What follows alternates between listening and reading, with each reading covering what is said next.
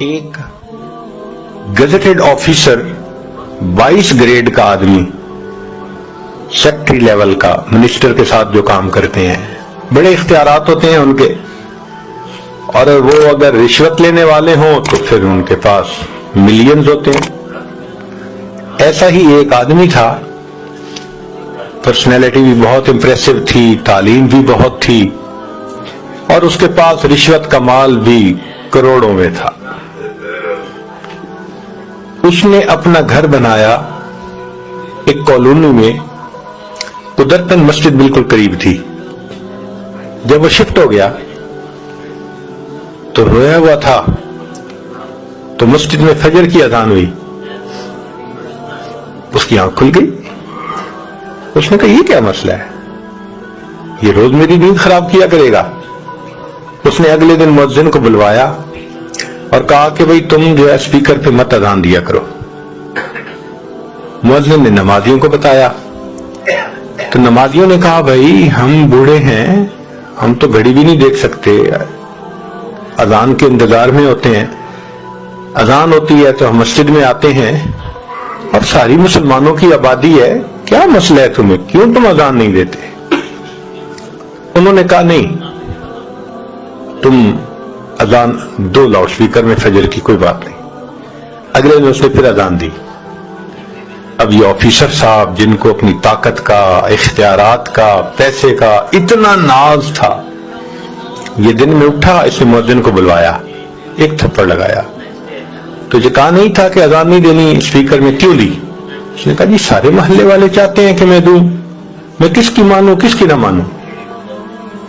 بس اس بندے کا یہ عمل ایسا اللہ کو ناپسند ہوا کہ میری عظمت کی آواز لگتی ہے اور اس کی نیند خراب ہوتی ہے۔ لو جی، چند دن کے اندر اس گزٹڈ آفیسر صاحب کے اوپر فالج کا اٹیک ہو گیا، دونوں ہاتھ یوں۔ اب جب دونوں ہاتھ بیکار ہو گئے تو دفتر والوں نے بھی چھٹی کرا دی کہ جی آپ سک لیو پہ جائیں، اگر ٹھیک ہو گئے تو آئیں، ورنہ پھر ختم۔ 1 سال علاج کرتا رہا، کوئی فائدہ نہ ہوا۔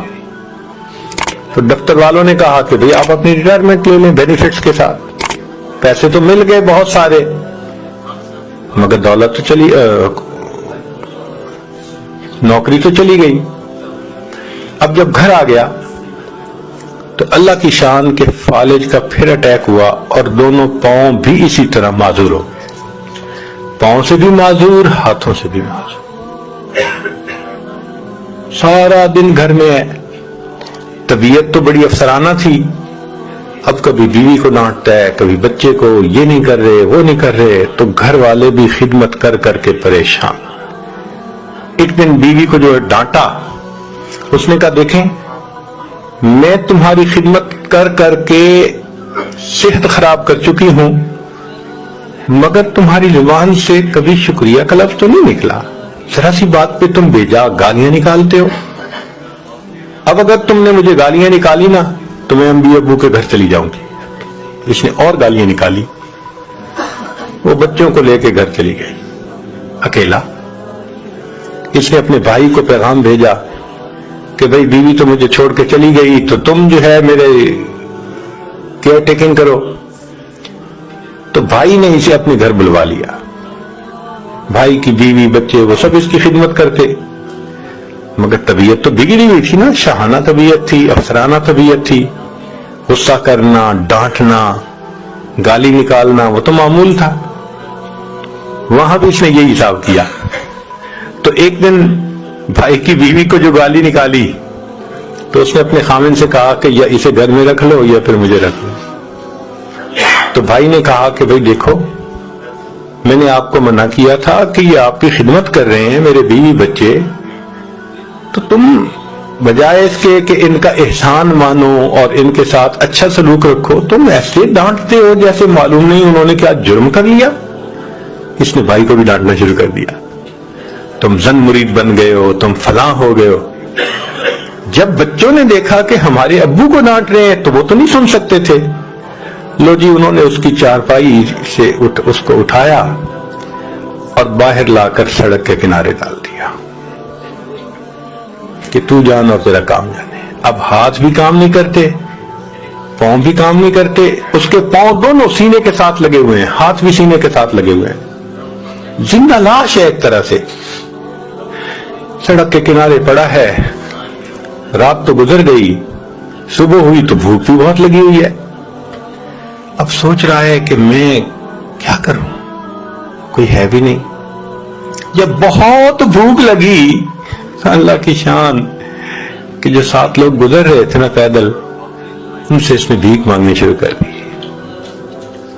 اللہ کے نام پہ مجھے کچھ دے دو، اللہ کے نام پہ مجھے کچھ کھلا دو. جس اللہ کا نام سن کے یہ کہتا تھا میری نیند خراب ہوئی، آج اسی اللہ کے نام کی بھیک مانگ رہا ہے، سڑک پہ پڑا ہوا. ایک نوجوان گزرا، اس نے اس کو 10 روپے دیے. کہتے میں 10 روپے کو کیا کروں، نہ میرے ہاتھ کام کرتے ہیں نہ پاؤں کام کرتے ہیں، آپ مجھے پلیز کہیں سے کھانا لا کے کھلائیں. اس نے کہا میرے پاس تو اتنی فرصت نہیں، میں تو اسکول پہنچنا ہے. اور آدمی گزرا، تیسرا گزرا. ایک نے کہا اچھا میں تمہارے لیے کھانا لاتا ہوں، روٹی لا کے دیتا ہوں. وہ گیا اور قریب والے ہوٹل سے روٹی اس نے خریدی اور روٹی خرید کر اس کو دی. اس نے کہا مجھے کھلائیں. اس نے کہا میرے پاس اتنا ٹائم نہیں ہے، میں نے لا کے دے دی ہے، اب تو خود کھائیں. کہنے لگا میں تو کھا نہیں سکتا. اس نے کہا جی میں یہاں رکھ دیتا ہوں. کہنے لگا رکھو نہیں، مجھے دے دو. اب ہاتھ بند تھے، ہاتھ میں روٹی لے نہیں سکتا تھا. یہ پاؤں جو اس نے یوں سینے پہ آیا ہوا تھا فالج کی وجہ سے، پاؤں کے انگوٹھے اور انگلی کے درمیان اس نے روٹی کو پکڑا، اور جس طرح کتا پاؤں میں روٹی کو پکڑ کے منہ سے نوچتا ہے، اس طرح نوچ نوچ کے روٹی کو کھانے لگا. اللہ اکبر کبیرہ. جس کو اپنے حسن پہ ناز تھا، دولت پہ ناز تھا، اختیارات پہ ناز تھا، اتنا نافرمان بن گیا کہ اللہ کا نام سنتا ہے تو کہتے ہیں میری نیند خراب ہوتی ہے. آج سڑک پہ پڑا ہوا ہے، پوچھنے والا کوئی ہے نہیں، نہ گھر ہے نہ در ہے، اللہ کے نام کی بھیک مانگتا ہے، اور اگر کوئی روٹی دیتا ہے تو پاؤں سے پکڑ کے منہ سے روٹی کو نوچ نوچ کے کھا رہا ہے. اللہ تعالیٰ جب بندے سے ناراض ہوتے ہیں پھر تگنی کا ناچ نچا دیتے ہیں.